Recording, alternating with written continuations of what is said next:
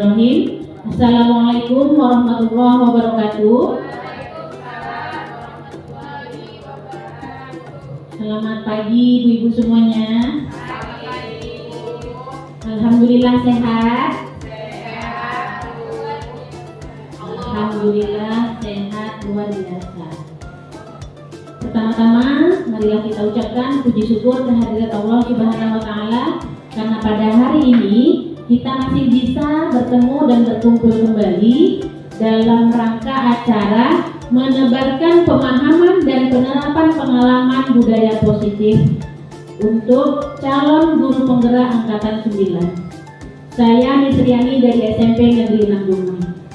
Sholawat beriring salam kita hadiahkan ke pangkuan Nabi besar Muhammad Sallallahu Alaihi Wasallam dengan mengucapkan Allahumma sholli ala Sayyidina Muhammad wa ala alihi Sayyidina Muhammad. Baiklah ibu-ibu, saya ucapkan terima kasih dan sebesar-besarnya atas kehadiran Bapak Ibu dalam acara menebarkan pemahaman dan penerapan pengalaman budaya positif pada calon guru penggerak angkatan ke-9. Adapun konsep inti budaya positif di sini, yang pertama, perubahan paradigma belajar. Kemudian yang kedua, disiplin positif. Yang ketiga, motivasi perilaku manusia. Yang keempat, kebutuhan dasar manusia. Yang kelima, posisi kontrol guru. Nah, kalau di PNM ibu-ibu, materi ini juga ada, yaitu pada topik disiplin positif. Nah, kalau untuk yang saya ini, saya akan menjabarkan keseluruhannya. Kalau di PNM dia pada topik disiplin positif. Kemudian konsep inti budaya positif selanjutnya, nilai-nilai kebajikan. Yang ketujuh, keyakinan kelas. Yang kedelapan, segitiga restitusi. Kalau yang di PNM ibu-ibu, disiplin positifnya itu yang pertama bolehkah memaksa, yang kedua restitusi, yang ketiga 5 posisi kontrol guru, yang keempat hukuman PS konsekuensi dan PS restitusi, yang kelima disiplin positif. Kalau itu adalah topik yang ada di PNM. Selanjutnya, pembelajaran dengan paradigma baru, yaitu inti topik kita kali ini yang pertama, yaitu pembelajaran dengan paradigma baru merupakan pembelajaran yang dirancang berdasarkan prinsip pembelajaran berdiferensiasi, sehingga para peserta didik belajar sesuai dengan kebutuhannya berdasarkan tahap perkembangan sesuai teori psikologi modern untuk mewujudkan profil pelajar Pancasila. Jadi selama ini memang sudah digaung-gaungkan oleh Bapak Pendidikan kita, yaitu Bapak Ki Hajar Dewantara dengan filosofinya Ingarto Sung Tulodo, Ingmadyo Mangunkarso, Tuturi Handayani. Ini sebenarnya tujuan utama kita, ingin membentuk karakter anak dengan proses pembelajaran yang berpihak kepada murid. Selanjutnya, selama ini kita ada miskonsepsi tentang teori kontrol. Selama ini kan kita hanya mengontrol murid ibu-ibu. Yang pertama ini adalah ilusi kontrol mengontrol murid. Kemudian ilusi bahwa semua penguatan positif, efektif, dan bermanfaat bagi murid. Kemudian ilusi bahwa kritik dan membuat rasa bersalah mampu menguatkan karakter. Kemudian miskonsepsi selanjutnya, ilusi bahwa orang dewasa berhak memaksa. Coba ibu-ibu pahami selama ini, selama kita mendidik ibu-ibu. Ilusi mana yang selama ini kita terapkan di kelas ibu-ibu? Coba lihat dari keempat ilusi ini. Kita kan sekarang beranggapan bahwa guru itu mengontrol murid. Kemudian guru itu menggunakan efektif untuk apa? Dan bermanfaat itu berpusat pada guru.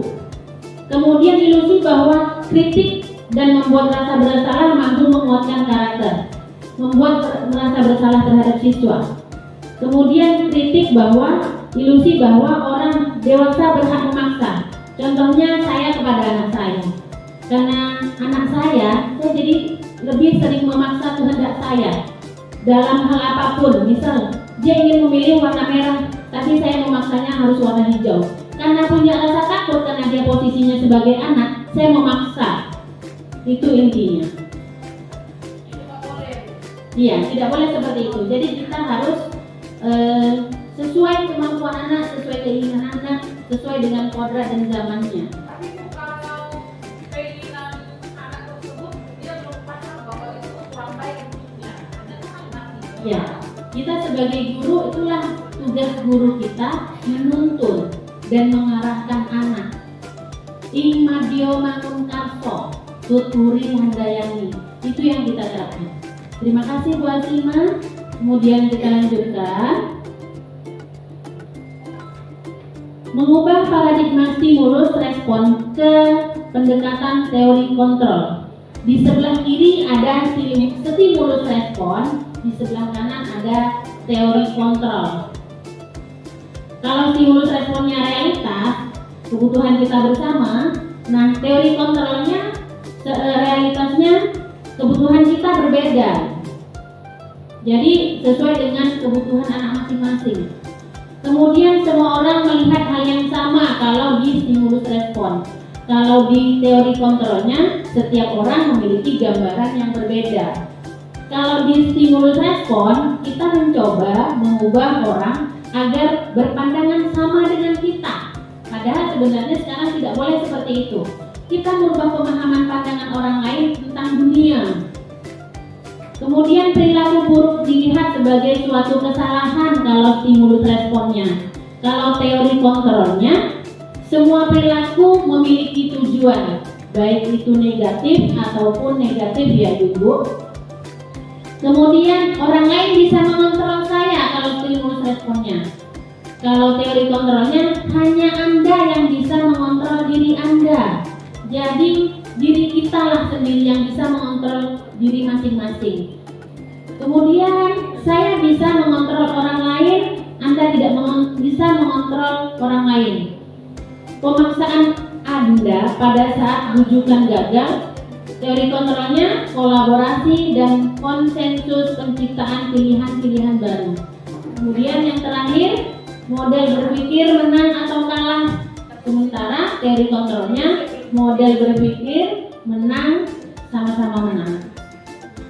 Oke, Ibu-ibu, kita lanjutkan kembali.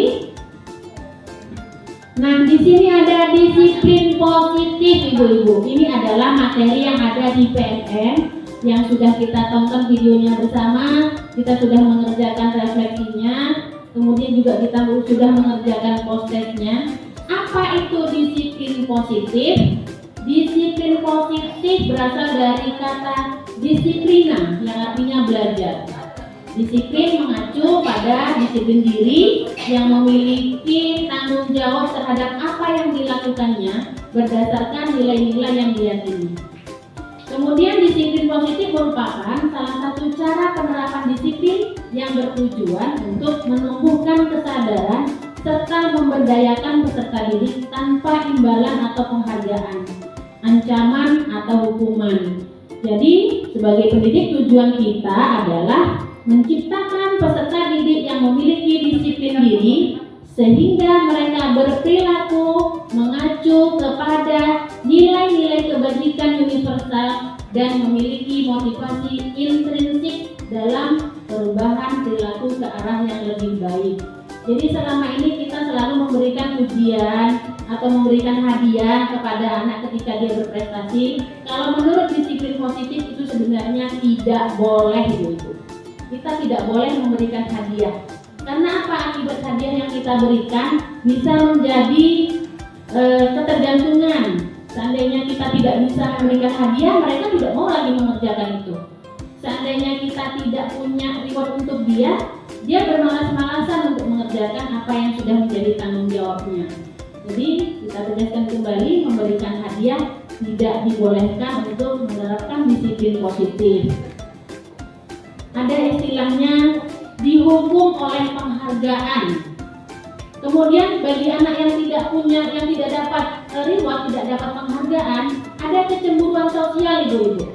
Dia merasa dia aja yang dapat, saya enggak. Dia aja yang dipuji, saya enggak.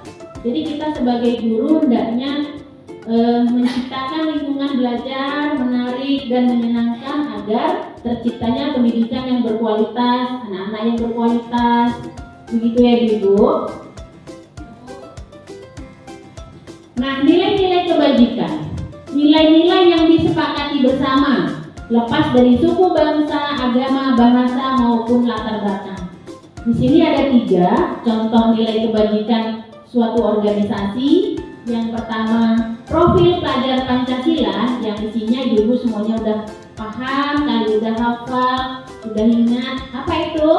Beriman dan bertakwa kepada Tuhan Yang Maha Esa dan berakhlak mulia, berkebinekaan global, gotong royong, mandiri, kreatif, dan bernalar kritis. Tujuan akhir kita dalam dunia pendidikan itu ibu-ibu. Kita ingin membentuk siswa yang berkarakter. Nah, ternyata untuk menanamkan nilai karakter kepada siswa itu sangatlah sulit. Kita belajar karakter sepanjang hayat ibu-ibu. Tidak bisa kita menanamkan karakter kepada anak begitu kita tanamkan langsung terwujud, tidak bisa. Dari lahir dia sampai dia dewasa sampai tua, bahkan sampai meninggal dunia ibu-ibu menanamkan nilai karakter ini. Kalau nilai akademik seperti nilai matematika, biologi, IPA, bisa kita mengantarkan anak kita ke les privat dan lain sebagainya. Tapi kalau menanamkan nilai karakter ibu-ibu dari kecil kita tanamkan. Contohnya karakter apa?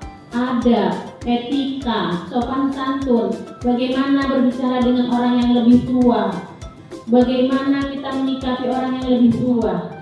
Kalau orang Jawa jalan aja di depan orang lain yang lebih tua, itu harus membungkukkan jalannya. Nah, sekarang karakter itu ada nggak di anak-anak kita? Rasa-rasanya kurang. Berbicara dengan orang yang lebih tua dengan nada yang tinggi. Nah, makanya itu marilah kita sama-sama ibu-ibu sebagai pendidik, kita harus mampu menanamkan nilai karakter yang baik kepada anak-anak didik kita. Kemudian Igo Primary Years Program, yaitu toleransi, rasa hormat, integritas, mandiri, menghargai, antusias, empati, keingintahuan, kreativitas, kerjasama, percaya diri, dan komitmen. Nah, nilai-nilai kebajikan ini rasanya sudah kita terapkan ya ibu-ibu setiap hari kepada anak didik kita. Sudah kita terapkan baik dari perilaku. Kita kan sebagai pendidik adalah contoh tauladan ya ibu-ibu. Kita adalah contoh, kita adalah model bagi anak-anak kita. Jadi apapun perbuatan kita, tingkah laku kita, semuanya menjadi contoh bagi anak-anak kita, bagi peserta didik kita. Jadi kita harus memberikan contoh yang baik dengan memberikan toleransi, rasa hormat, memberikan integritas kita sebagai guru dalam mendidik, kemandirian kita, menghargai sesama. Kemudian yang ketiga, keterampilan hidup atau life skill. Dapat dipercaya, lurus hati, pendengar yang aktif, tidak merendahkan orang lain, dan memberikan yang terbaik dari diri kita. Itu adalah nilai-nilai kebajikan yang paling utama itu. Kita harus bisa dipercaya oleh orang lain. Bagaimana dengan kita harus dipercaya dengan orang lain? Kita harus berperilaku lurus hati. Kalau sudah dipercaya, sebaiknya kita menggunakan kepercayaan itu sebaik mungkin. Ini adalah contoh nilai kebajikan yang ada di institusi atau organisasi, dan hendaknya nilai-nilai kebajikan ini terus kita tanamkan dan kita jalankan, kita aplikasikan di dalam diri kita sebagai seorang pendidik ya ibu-ibu. Oke ibu-ibu, tepuk H, tepuk H, tepuk hu, tepuk H, hu, tepuk H, tepuk hu. Oke, terima kasih, mantap. Jangan ngantuk ya ibu-ibu.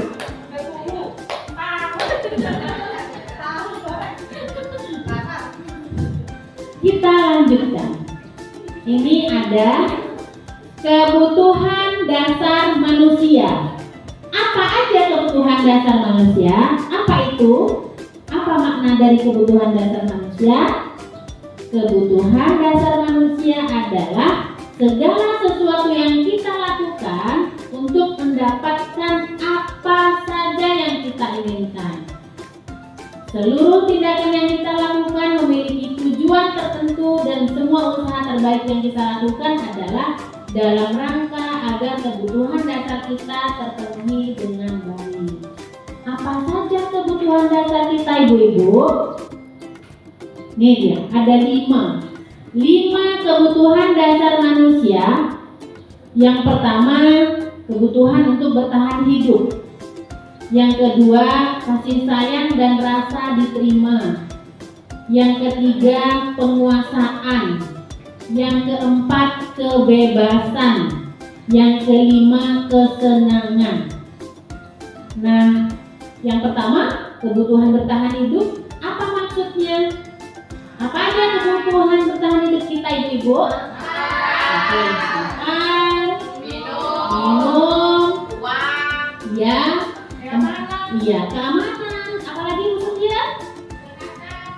Kesehatan. Ya, itu adalah kebutuhan dasar manusia untuk bertahan hidup.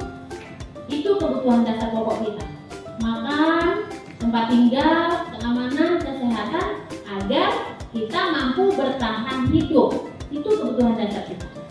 Selanjutnya, kebutuhan dasar yang kedua, kasih sayang dan rasa diterima. Percaya nggak ibu-ibu itu adalah kebutuhan dasar kita? Kenapa? Semua manusia memerlukan kasih sayang. Iya. Dan benar, kalau kita tidak diterima di satu tempat, pasti kita tidak bahagia. Iya, Kita betul cari sekali. tempat yang lain. Iya, betul sekali. Kita di suatu tempat, di dalam keluarga, di lingkungan, kita pasti ingin disayang dan ingin merasa diterima. Kalau kita di suatu tempat sudah tidak ada rasa diterima, pasti kita ingin menjadi seseorang yang mengucilkan diri, rendah diri, tidak percaya diri. Jadi sebagai pendidik, hendaknya kita menerapkan itu juga kepada anak-anak didik kita, ibu-ibu. Kita harus memberikan perhatian kepada anak kita, ingin rasa diterima di dalam kelas itu. Kita tidak boleh acuh, kita tidak boleh membiarkan mereka. Kemudian kebutuhan dasar manusia selanjutnya, penguasaan. Apa maksudnya penguasaan? Harga diri, keinginan untuk dianggap, memimpin, berprestasi, diakui, dan didengar. Kira-kira ibu-ibu butuh nggak dasar itu? Kebutuhan dasar untuk penguasaan itu kira-kira ibu butuhkan nggak? Butuhkan? Iya, saya juga butuh. Untuk apa kebutuhan penguasaan itu? Ya, untuk menjaga harga diri kita, merasa dianggap kita, dirasa kita ada. Saya aja berteman dengan ibu-ibu butuh kebutuhan dasar itu agar saya diakui. Kemudian penguasaan ini juga saya punya keinginan menjadi seorang pemimpin, setidaknya pemimpin bagi pembelajaran. Kemudian 5 kebutuhan dasar selanjutnya adalah kebebasan. Kebebasan dalam arti di sini bukan sebebas-bebasnya sesuai dengan kehendak kita ya ibu-ibu. Jadi kebebasan yang ke arah positif agar kita bisa menjadi contoh tauladan anak-anak kita, peserta didik kita. Apa aja kebebasannya? Untuk melakukan hal-hal yang mandiri, kemudian memiliki pilihan untuk mencoba hal-hal baru, mampu mengendalikan arah dirinya. Jadi kita diberikan kebebasan. Kebutuhan dasar manusia itu adalah kebebasan. Kalau dalam dunia pendidikan, merdeka belajar, merdeka mengajar. Bukan berarti sebebas-bebasnya ya ibu-ibu. Kemudian yang kelima, 5 kebutuhan dasar manusia yaitu kesenangan. bermain, humor, antusiasme, tertawa. Jadi agar keempat kebutuhan sebelumnya terpenuhi, kita harus punya kebutuhan dasar kesenangan. Intinya apa? Jangan lupa tersenyum. Tersenyum ibu-ibu. Tersenyum dong. Dengan tersenyum aura positif kita keluar. Dengan tersenyum beban hidup kita lupa sebentar, bukan hilang. Kemudian yang selanjutnya, motivasi perilaku manusia. Apa aja motivasi perilaku manusia? Yang pertama, motivasi intrinsik. Yang pertama, untuk menghindari ketidaknyamanan atau hukuman. Kemudian untuk mendapatkan imbalan penghargaan dari orang lain. Itu adalah motivasi perilaku kita yang datangnya dari motivasi intrinsik. Selama ini kita seperti itu ya Bapak Ibu. Kita melakukan apapun karena ingin dipuji. Kita melakukan apapun karena ingin mengharapkan imbalan. Kita melakukan hal-hal apapun karena ingin dianggap oleh orang lain. Itu adalah motivasi ekstrinsik. Kemudian kalau motivasi intrinsiknya untuk menjadi orang yang mereka inginkan dan menghargai diri sendiri dengan nilai-nilai yang mereka percaya. Selanjutnya di sini ada, ini juga termasuk dalam materi PMN kita ya ibu-ibu, tentang disiplin positif, hukuman vs konsekuensi dan vs restitusi.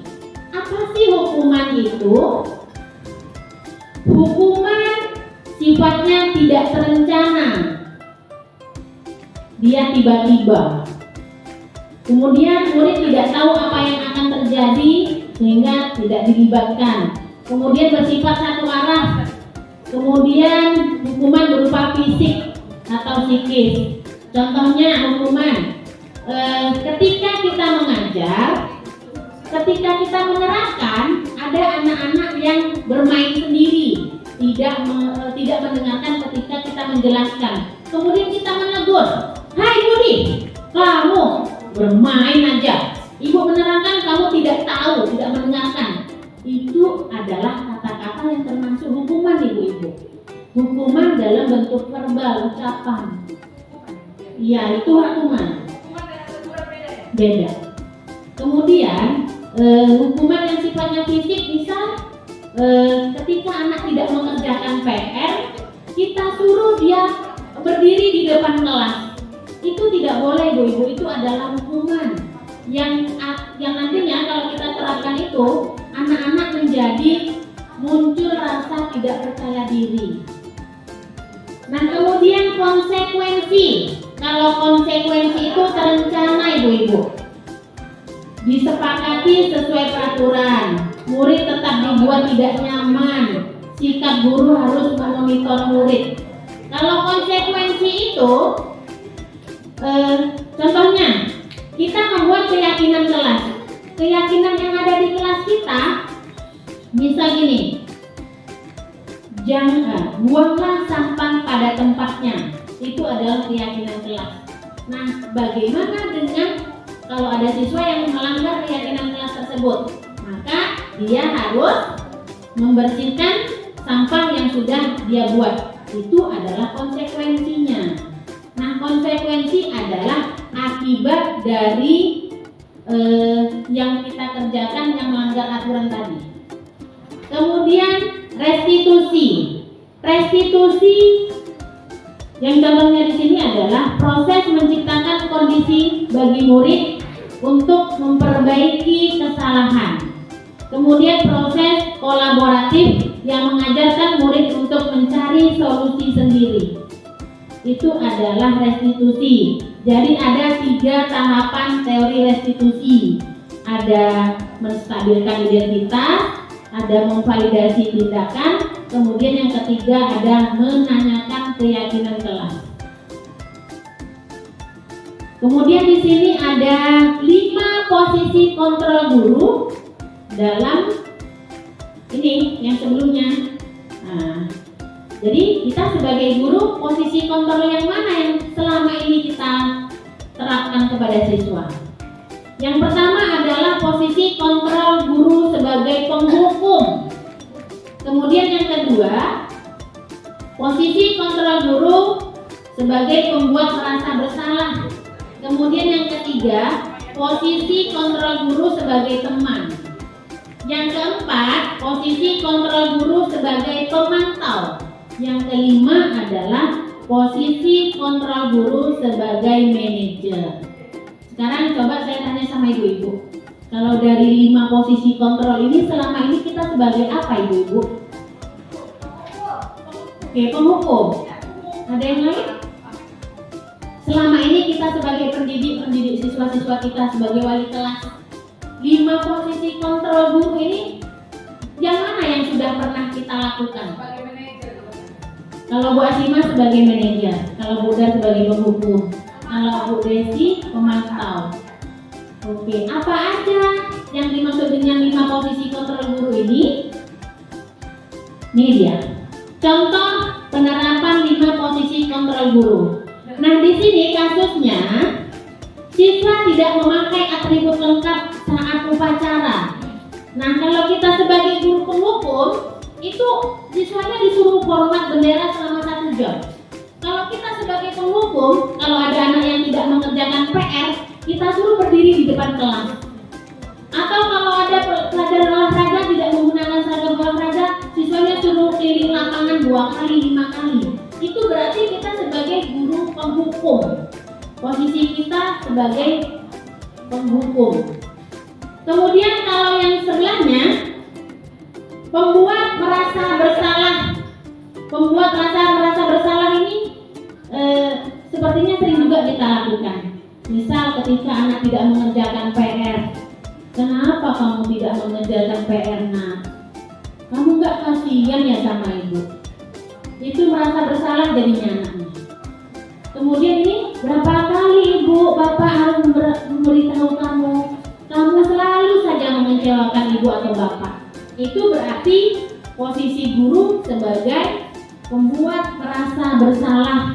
Nah, kira-kira dari kedua posisi kontrol ini bagus nggak Bu kalau kita terapkan di sekolah kepada siswa kita? Bagus nggak? Kalau Bu Asima, menurut Bu Asima? Penghukum ini memang saya setuju. Tidak ada. Itu harus merasa bersalah juga kalau dia salah. Ini Bu Asima, kalau membuat merasa bersalah ini gini, anak melakukan kesalahan, misal anak tidak mengerjakan PR, kata-kata kita itu yang membuat mereka merasa bersalah. Nah, kalau sebenarnya kalau penghukum ini Bu Asima tidak boleh kita sebagai penghukum.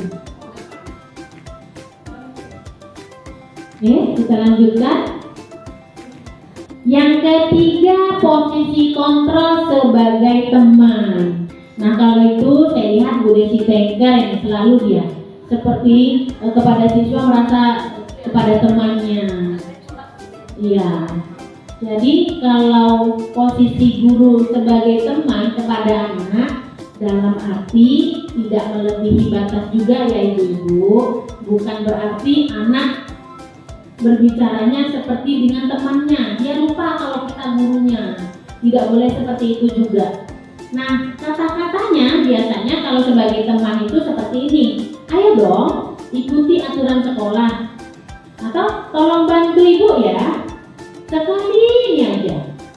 Atau ya sudah, tidak apa-apa nak kamu tidak mengerjakan PR. Lain kali kamu kerjakan ya sambil senyum-senyum. Seperti itu sepertinya posisi guru sebagai teman kepada siswanya. Nah, saya tegaskan kembali ibu-ibu, walaupun kita merasa kita ingin anak sebagai teman bagi kita, tapi jangan melampaui batas. Seperti pula dia memperlakukan temannya kepada kita. Contohnya, kalau ngomong pakai bahasa dia seperti dengan temannya. Weh guys, boleh nggak seorang siswa berbahasa seperti itu dengan gurunya? Atau dengan bahasa yang tinggi dengan gurunya, karena dia merasa menganggap gurunya adalah temannya. Teman dalam arti di sini tempat meluangkan apa?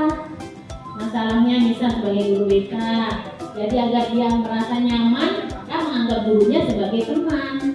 Wali kelas juga seperti itu. Kemudian posisi selanjutnya sebagai pemantau. Ini yang sama Bu Desi tadi. Sebagai pemantau. Kita pantau dia, kita teropong dia. Bagus nih, sebenarnya kita sebagai guru sebaiknya sebagai posisi pemantau. Oke, contohnya gini. Kamu sudah melanggar peraturan sekolah. Kamu tahu nak konsekuensinya. Itu kata-kata contohnya. Contoh kata-katanya. Jadi kita mengingatkan anak itu. Apa yang sudah dilanggar pasti ada konsekuensinya.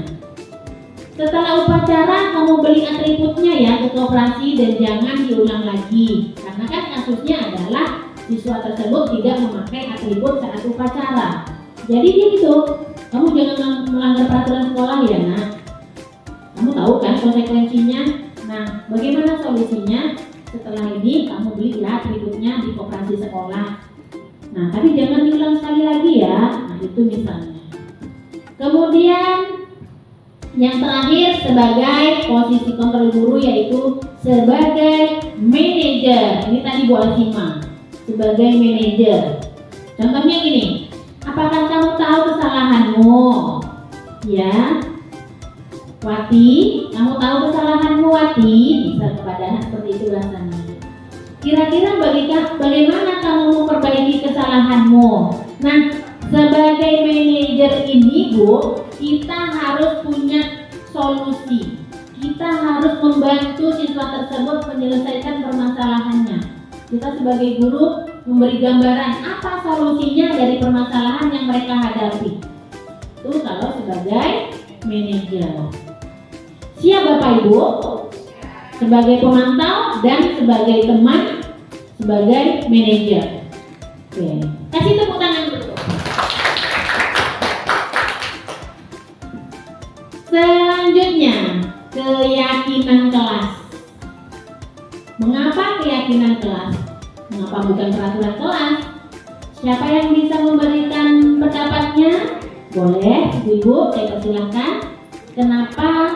Mengapa keyakinan kelas bukan peraturan kelas?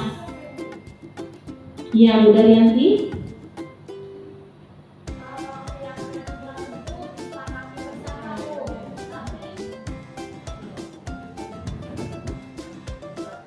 Kalau peraturan kelas biasanya itu hanya sepihak yang membuat.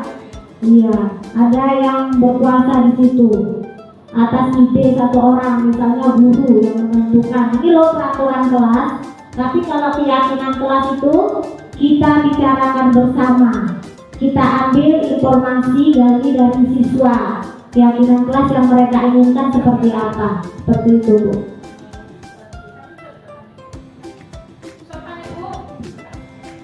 Ada Bapak Ibu yang lain lagi? Ibu Asima.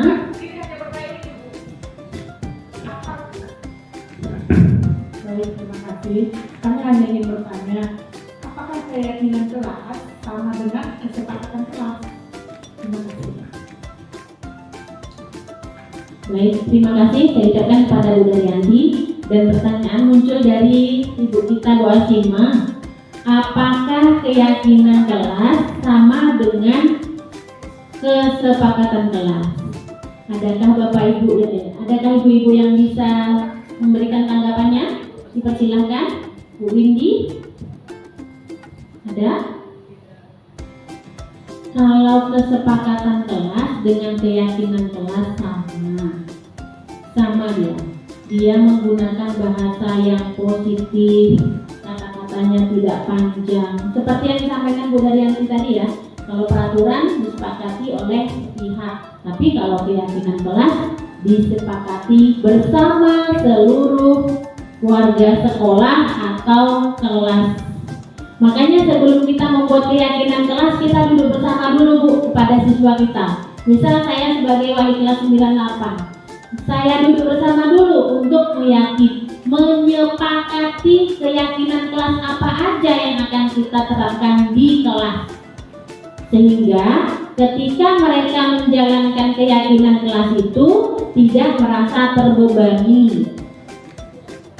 Selanjutnya, ini dia. Bagaimana cara membentukkan keyakinan kelas? Yang pertama, keyakinan kelas yang kita buat harus bersifat abstrak, nyata, nampak, kelihatan. Kemudian, yang kedua, berupa pertanyaan universal, pernyataan yang universal. Kemudian dibuat dalam pernyataan positif. Misal kalau di peraturan kelas, janganlah buang sampah sembarangan misal. Kalau di keyakinan kelas kita rubah Bu-Ibu, buanglah sampah pada tempatnya. Seperti itu. Atau dilarang memakai sepatu di dalam kelas, itu peraturan. Kalau keyakinan kelas atau kesepakatan kelas, letakkanlah sepatu di tempat yang sudah disediakan. Kemudian sedikit saja agar mudah diingat. Jadi keyakinan kelas itu tidak boleh panjang-panjang Ibu-Ibu. Harus sedikit aja yang mudah diingat. Kemudian sesuai dengan kondisi kelas dan sekolah. Jadi kita menyesuaikan kesepakatan atau keyakinan kelas kita itu dengan kondisi kelas kita. Misal kondisi kelas kita boleh atau bisa anak pakai sepatu, tapi kita membuat keyakinan kelas jangan tidak memakai sepatu di dalam kelas. Itu sesuai nggak dengan kondisi kelas kita Ibu? Tidak, Ibu-Ibu. Halo. Hai. Hai. Oke, kita lanjut. Kemudian keyakinan kelas yang selanjutnya pembentukannya yaitu seluruh warga kelas atau sekolah dilibatkan saat membuat keyakinan kelas. Seperti yang sudah saya jelaskan sebelumnya. Nah ini dia, segitiga restitusi. Ini ada loh Bu materinya di PMM kita yang tentang disiplin positif. Apa itu segitiga restitusi? Suatu proses dialog yang dijalankan oleh guru agar dapat menghasilkan murid yang mandiri dan bertanggung jawab. Apa aja? Yang pertama, segitiganya. Segitiga yang pertama menstabilkan identitas, yang kedua validasi tindakan yang salah, yang ketiga menanyakan keyakinan.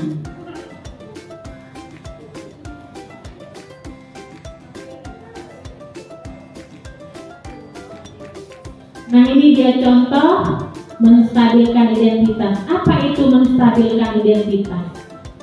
Berdasarkan prinsip, membuat kesalahan adalah bagian dari proses pembelajaran. Contohnya, kita ketika ada anak yang bermasalah, kita gini, berbuat salah itu wajar nak, misal kata-katanya. Atau, nak, tidak ada manusia yang sempurna. Ibu juga pernah melakukan kesalahan seperti itu. Nah itu adalah menstabilkan identitas kepada siswa. Atau ibu bapak tidak mau mencari siapa yang salah, tapi ibu ingin mencari solusi dari permasalahan yang ada. Nah itu adalah contoh menstabilkan identitas. Yang kedua, validasi tindakan yang salah. Apa itu memvalidasi tindakan yang salah? Yaitu setiap perilaku berupaya memenuhi suatu kebutuhan tertentu. Contoh kata-katanya seperti ini. Kamu pasti punya alasan mengapa melakukan hal itu. Nah misal nih, tadi kan kasusnya anak tidak menggunakan atribut yang lengkap. Nah kalau kita memvalidasi tindakan yang salah, kita akan bertanya kepada anak itu, kenapa nak kamu tidak menggunakan atribut yang lengkap? Pasti kamu punya alasannya dong. Nah pasti biasanya siswa jawab gini, saya bangun kesiangan Bu, saya buru-buru Bu, mama saya tidak mencucinya Bu, topi saya kotor Bu. Jadi kita berikan kesempatan kepada anak, kenapa dia melakukan hal tersebut. Nah itulah posisi kita untuk memvalidasi tindakan yang salah kepada siswa. Kemudian menanyakan keyakinan. Berdasarkan prinsip, teori kontrol bahwa pada dasarnya kita termotivasi secara intrinsik. Contohnya gini, tadi kan kasusnya anak tidak menggunakan atribut lengkap. Nah, setelah kita menstabilkan identitas, memvalidasi tindakan yang salah, hal yang terakhir dalam segitiga restitusi yaitu menanyakan keyakinan. Anak ibu, Budi, kira-kira dengan kamu tidak menggunakan atribut lengkap saat upacara, keyakinan kelas mana yang sudah kamu langgar? Keyakinan kelas mana? Keyakinan mana yang tidak kamu patuhi, Budi? Nah, seperti itu. Kita tanya kepada dia. Oh iya Bu, saya tidak disiplin Bu. Kenapa tidak disiplin? Iya Bu, seharusnya kan saya pakai seragam lengkap, tapi ternyata saya tidak. Kemudian apa lagi Budi? Oh iya Bu, saya berarti kurang bertanggung jawab. Itu kan udah tanggung jawab saya Bu sebagai siswa. Ketika upacara menggunakan atribut lengkap, topi, dasi, baju yang rapi. Oke, ini adalah contoh videonya. Kemarin saya ambil bersama Aisyah, Nur Aisyah kelas 97.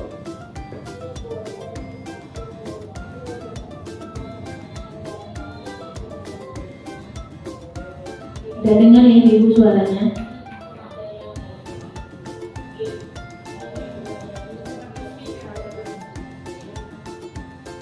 Kita ulang ya.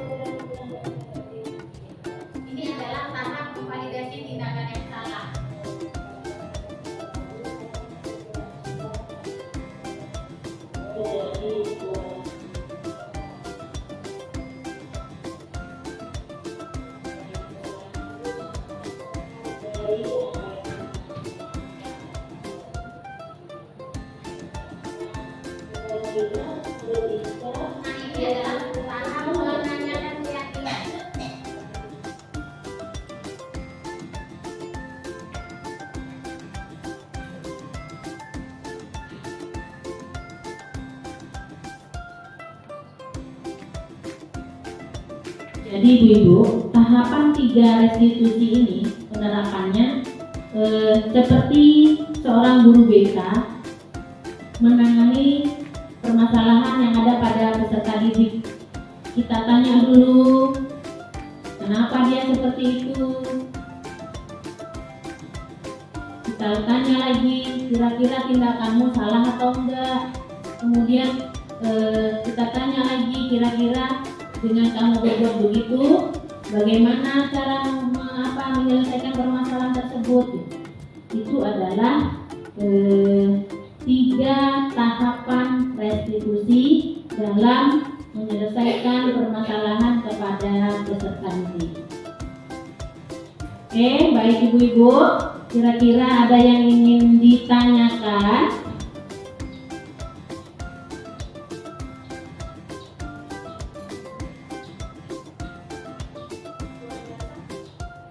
Kalau nggak pelit boleh dong minta tepuk tangan. Sekali lagi saya ucapkan terima kasih kepada ibu-ibu yang bersedia berkenan duduk di sini, hadir di ruangan ini untuk mengikuti kegiatan saya untuk melaksanakan tugas sebagai calon guru penggerak dari SMP Negeri 6 Dumai. Saya akhiri, wassalamualaikum warahmatullahi wabarakatuh.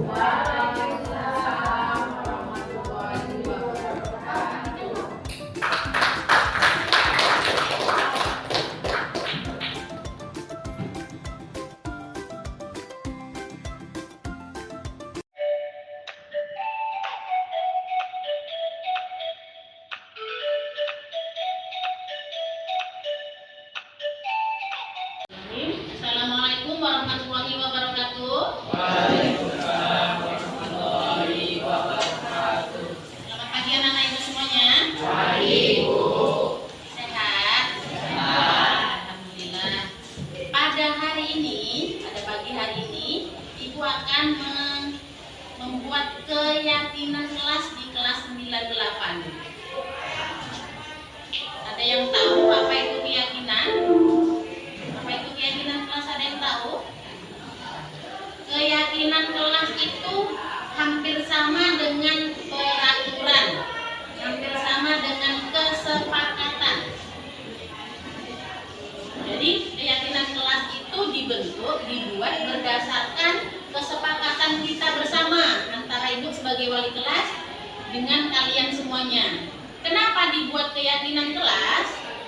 Agar suasana belajar di kelas 98 menjadi suasana yang menyenangkan, aman, damai. Jadi berharap dengan keyakinan kelas yang kita buat, kalian bisa menerapkan nilai-nilai positif yang ada pada keyakinan kelas tersebut. Bisa dipahami? Jadi contoh-contoh keyakinan kelas tadi sudah Ibu sebutkan. Kalian silahkan jawab di kertas yang Ibu bagikan ini. Oke. Misalnya menjaga kebersihan kelas, kemudian jujur, disiplin, saling menghormati, saling menghargai. Apalagi contohnya? Bisa kalian tuliskan satu keyakinan kelas yang kalian yakini. Jadi keyakinan kelas itu adalah kalimat yang kamu yakini. Kalimat tersebut bisa membuat kalian berubah menjadi lebih baik dengan membudayakan positif di kelas ini. Paham? Oke.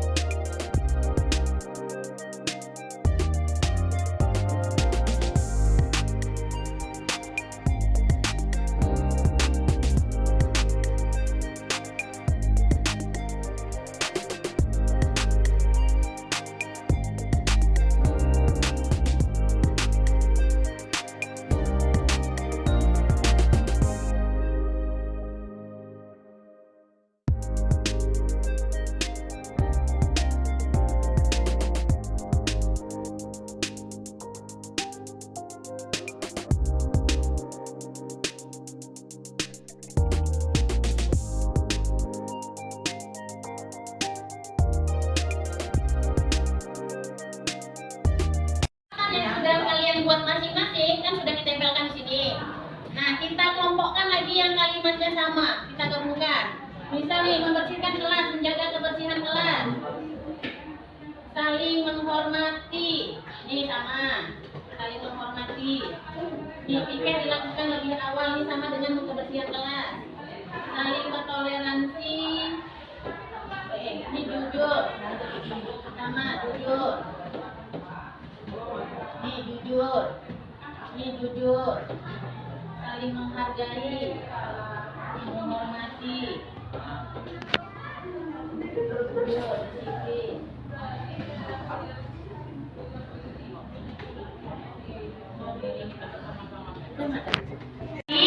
Dari hasil keyakinan kelas yang kalian buat, ini ada 8 keyakinan kelas yang sudah dikelompokkan berdasarkan kata yang sama. Yang pertama, tolong menolong. Yang kedua, wajib memakai seragam sesuai tata tertib sekolah. Yang ketiga, jaga kebersihan. Yang keempat, bertanggung jawab. Yang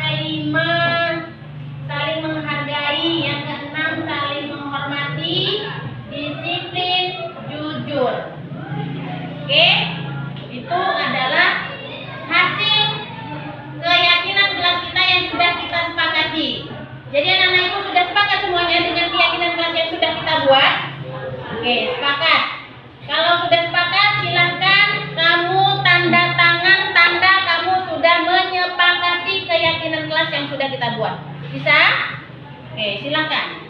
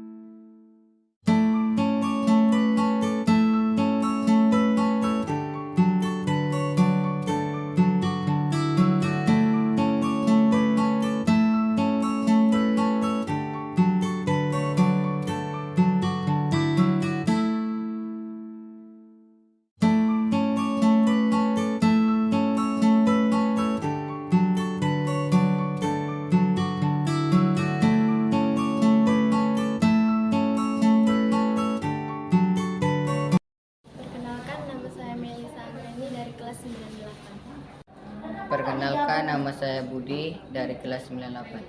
Perkenalkan, nama saya Injil Berhuntang, saya dari kelas 98. Hai, nama saya Silatang, saya dari kelas 98. Saat saya ketika buat keyakinan kelas senang sekali. Perasaan saya senang karena diajak kerjasama. Saya senang sekali karena belajar. Bukan rasa disiplin, karena dapat menumbuhkan rasa tanggung jawab. Selamat pagi, Ica. Pagi, Bu. Ica tahu kenapa Ibu panggil ke sini? Tidak, Bu. Tadi pagi Ibu dengar katanya teman-temanmu kamu berkelahi ya sama Rizky. Iya, Bu. Saya kesel sama dia, Bu. Karena dia udah menganggurkan pelajaran tangan saya yang harusnya dikumpulkan hari ini. Oh, jadi karena itu kamu kesal. Wajarlah kalau begitu. Mungkin kalau Ibu berada di posisi kamu juga Ibu melakukan hal yang sama. Kemudian apa yang kamu lakukan terhadap Rizky, Ica? Saya marah-marah dan saya memakinya, Bu. Karena saya sadari saya menggebrak mejanya. Oh, jadi itu alasan kamu marah-marah terhadap Rizky. Baiklah, Ibu sangat menghargai apa yang kamu lakukan terhadap Rizky. Sekarang, kira-kira menurut Ica, keyakinan kelas yang mana yang sudah Ica langgar? Menghargai sesama teman, Bu. Ya, jadi untuk kedepannya, seandainya terjadi lagi seperti itu, keyakinan kelas yang mana yang harus Ica lakukan? Harus lebih banyak bersabar, Bu. Baiklah, benar sekali apa yang kamu lakukan itu. Untuk kedepannya, jika ada permasalahan seperti itu, kamu lapor sama wali kelas atau guru mata pelajaran tersebut. Tetap semangat ya Ica. Silakan kamu kembali ke kelas untuk mengikuti pelajaran selanjutnya. Baik, Bu. Terima kasih. Assalamualaikum warahmatullahi wabarakatuh. Nama saya Nur Aisyah dari kelas 97. Tanggapan saya senang sekali diajak berdiskusi dengan Bu Mistiani untuk dapat belajar mengendalikan diri dari amarah karena perilaku teman sekelas saya. Saya harus banyak belajar bersabar dan dapat menghormati teman sekelas. Assalamualaikum warahmatullahi wabarakatuh. Selamat pagi Rizky. Sehat hari ini Rizky? Sehat. Tadi Ibu dengar dari guru piket hari ini, katanya kamu sering terlambat ya Rizky? Ya, Bu. Menurut yang kamu ingat, sudah berapa kali kamu terlambat? Sudah 6 kali, Bu. Sudah 6 kali. Menurut kamu terlambat itu kesalahan nggak? Kesalahan kan? Baik. Sebagai manusia wajar kita melakukan kesalahan ya Rizky. Yang jadi pelajaran kita adalah jangan kesalahan itu kita lakukan berulang kali. Kita harus memperbaiki kesalahan-kesalahan kita itu ya Rizky. Setuju Rizky? Nah, kalau begitu coba ayo kita cari solusinya. Kira-kira Rizky itu sering datang terlambat karena apa? Kalau boleh Ibu tahu. Karena saya diberitakan dengan HP, Bu, jadi nggak boleh di jalan. Kamu tahu nggak keyakinan kelas yang mana yang sudah kamu langgar? Nggak tahu Bu. Dengan kamu datang terlambat itu artinya kamu melanggar apa? Disiplin Bu. Disiplin. Menurut kamu disiplin itu perlu nggak Rizky? Perlu Bu, karena untuk menjaga lalu lintas. Baik Rizky, menghargai waktu itu sangat penting loh Rizky. Dan bermanfaat juga untuk kita menghargai waktu, pekerjaan jadi tidak menumpuk. Baiklah Rizky, bagaimana tindakan kamu untuk selanjutnya agar tidak terlambat lagi? Untuk saya kan kurang main HP dan berburu cepat Bu. Oke, baiklah kalau begitu. Jadi untuk kedepannya Ibu akan bekerja sama dengan orang tua kamu ya, Ya Bu. supaya kamu tidak terlambat lagi datang ke sekolah. Baik Bu. Bisa? Sekarang silakan kamu kembali ke kelas untuk belajar ya. Baik, terima kasih.